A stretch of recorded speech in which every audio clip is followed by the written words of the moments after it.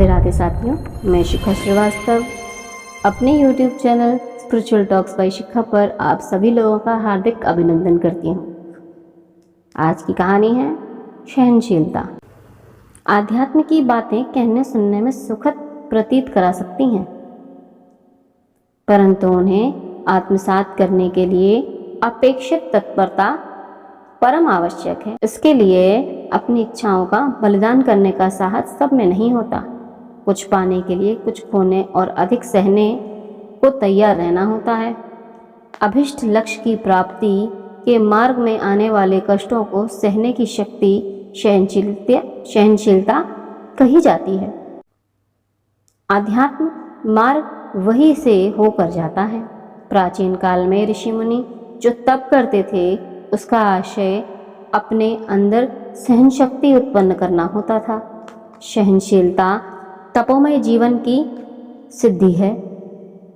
यह विपत्तियों से पार पाने और संघर्षों से जूझने की राह दिखाती है। सोना जैसे अग्नि में तपकर कुंदन बनता है, वैसे ही मनुष्य भी संकटों में जीकर भी निखरता है।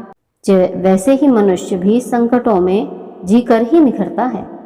विपदाओं को सहने की शक्ति में स्वयं की परख होती है और उससे जीने की युक्ति सीखने को मिलती है। इसके बिना आध्यात्म की कल्पना नहीं की जा सकती।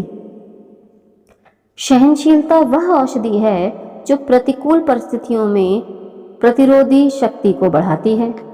धूप, वर्षा, आंधी, तूफान, वज्रपात, हिमपात, भूकंप, महामारी इत्यादि प्राकृतिक घात प्रतिघातों एवं भूख, प्यास, निद्रा आदि आवेगों तथा मान, अपमान, निंदा, स्तुति, हानि, लाभ जैसे द्वंद्वों को सहने में समर्थ कोई विरला ही धीर पुरुष होता है। ईश्वर जब कृपा करते हैं तभी मनुष्य में सहन शक्ति का प्रादुर्भाव होता है। इसके बिना उसका स्वयं को जानना असंभव है। जीवन की संरचना निरंतर परिश्रम, संघर्ष तथा सजगता पर निर्भर करती है। कर्तव्य भाव से कर्म करने वाला ही जीवन में सफल होता है। जिसने भी यहाँ पाया सुख का मोह त्याग कर ही पाया है। सफलता कठिनाइयों को पार करके ही मिलती है। कृषक ग्रीष्म, वर्षा, शीत ऋतु में भी अधिक परिश्रम पर अन्नोत्पादन के लक्ष्य की प्राप्ति में सतत प्रयत्नशील रहता है। तत्पर विद्यार्थी निद्रा व आलस्य का त्याग कर एक दिन विद्या प्राप्ति के ध्येय तक पहुंच ही जाता है। माता पिता, गुरु एवं शिक्षक के अनुशासन में रहने वाला पुत्र शिष्य की उनकी प्रसन्नता में अपना हित जानकर उनसे मिलने वाली फटकार या प्रताड़नाओं की प्रसन्न मन से शिरोधार्य करता है। शरीर को स्वस्थ और बलिष्ठ बनाने के लिए निरंतर कसरत और योग अभ्यास किया जाता है।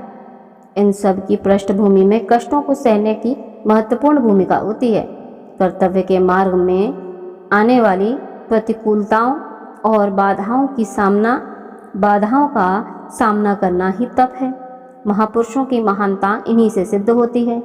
भक्त मीराबाई, ईसा मसीह, महात्मा गांधी और राजा शिवी, दधीची, सत्यवादी राजा हरिश्चंद्र आदि ने सत्य एवं धर्म की रक्षा के लिए क्या क्या कष्ट सहन नहीं किए।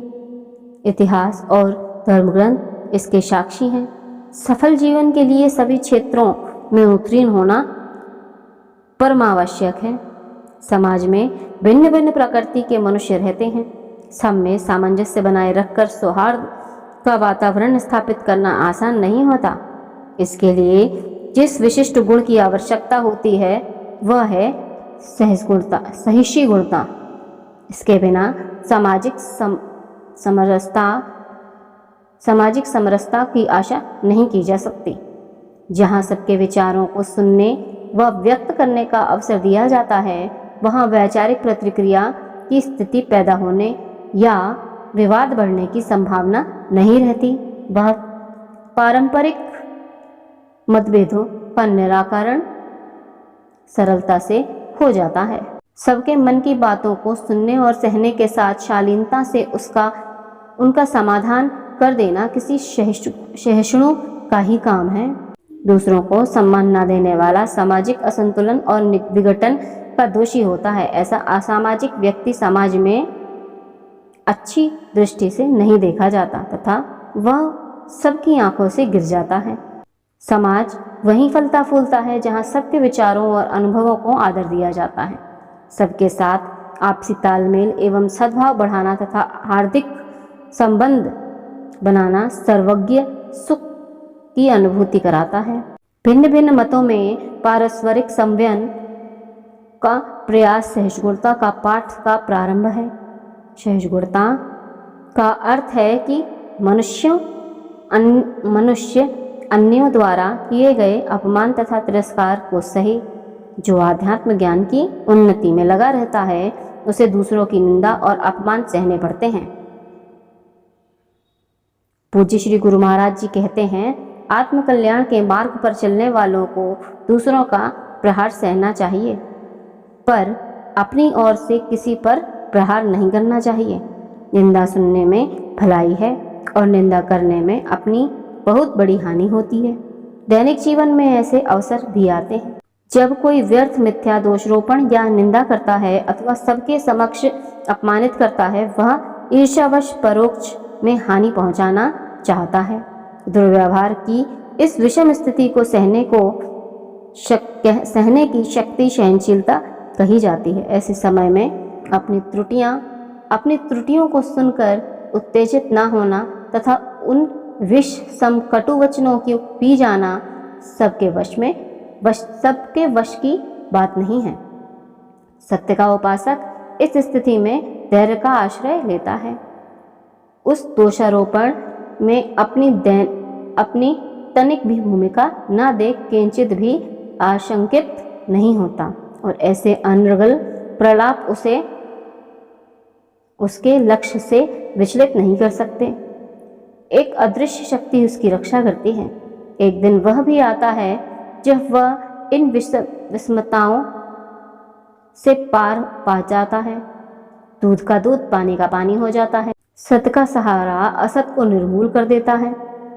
उसकी प्रतीक्षा अपनी प्रतिष्ठा के विपरीत सुनते ही कोपित हो जाना, बुरा मान लेना या प्रतिशोध पर उतर आना अधीरता की पहचान है और थोड़ी थोड़ी बात पर रुष्ट हो जाना चिड़चिड़ापन एवं तुनक मिजाजी असक्त प्रकृति का परिणाम है।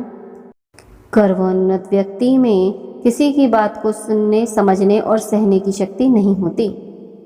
वह दूसरों के दिए सत्परामर्श को अपनी बुद्धि का तिरस्कार मानता है। सन्मार्गगामी एवं लोकमंगल की कामना करने वाले लोग प्राय कोमल स्वभाव एवं शांति क्षमा के प्रतीक होते हैं। दुर्जनों के दुर्वचनों को सुनकर और उनके अशोभनीय आचरणों को देखकर भी अपने आदर्श का प्रतित्याग नहीं करते। परीक्षा के ऐसे अवसर जब भी इनके पास आते हैं तब वे अपनी क्षमाशीलता का परिचय देकर दूसरों के लिए उदाहरण बन जाते हैं। क्षमा बड़ों का विशिष्ट गुण है। क्षुद्र व रुद्र प्रकृति के व्यक्ति ही असहिष्णु होते हैं। विभीषण नीतिगत सम्मति देने पर अपने ज्येष्ठ भ्राता द्वारा बाद प्रहार राजमहल से भी बहिष्कृत कर दिए जाते हैं। पितासम बड़े भाई के निर्णय को आदेश मानकर और मन में किसी प्रकार का कलेश ना पालकर वो वहां से भगवान श्री राम की शरण में चले जाते हैं।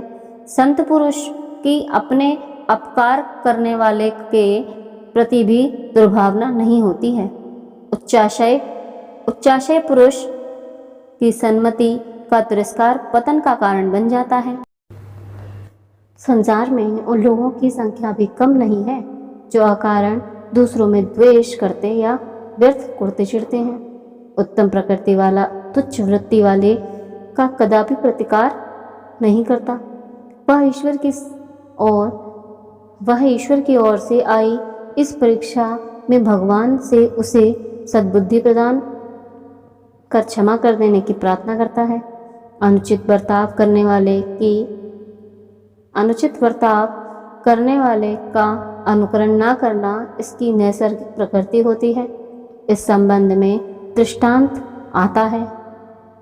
नित्य गंगा स्नान की जाने वाली किसी संत से अनावश्यक बैर पालने वाली कोई स्त्री स्नान से लौटते उनके ऊपर कूड़ा डाल देती है।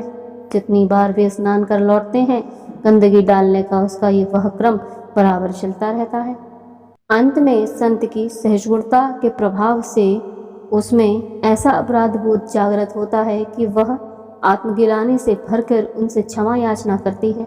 संत उसे यह कहकर शांत कराते हैं कि उसकी कृपा से उन्हें बार बार गंगा स्नान का सुअवसर मिला है।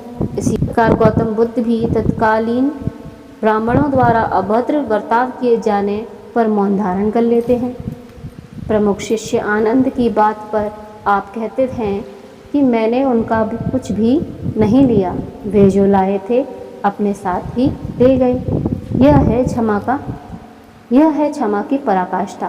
क्षमा प्रार्थी और क्षमा उदाता दोनों महान होते हैं। किसी ने सही कहा है, क्षमा बड़न को चाहिए छोटन को उत्पाद, यानी सहनशीलता सृजित करने हेतु तप, स्वाध्याय और ईश्वर प्रणिधान नितांत अपेक्षित है। इसके लिए मार्गदर्शक गुरु का संरक्षण अत्यावश्यक है। गुरु रूप कुम्हार शिष्य रूपी घड़े की विकृतियों को एक एक कर दूर करता है और बाह्य ताड़ना से शिष्य की सहनशक्ति की परीक्षा लेता है तथा आंतरिक रूप से उसकी संभाल भी करता है। इससे मार्ग की कठिनाइयों से पार पाने और जीवन के शाश्वत मूल्यों को आत्मसात करने की क्षमता उसमें घर कर जाती है।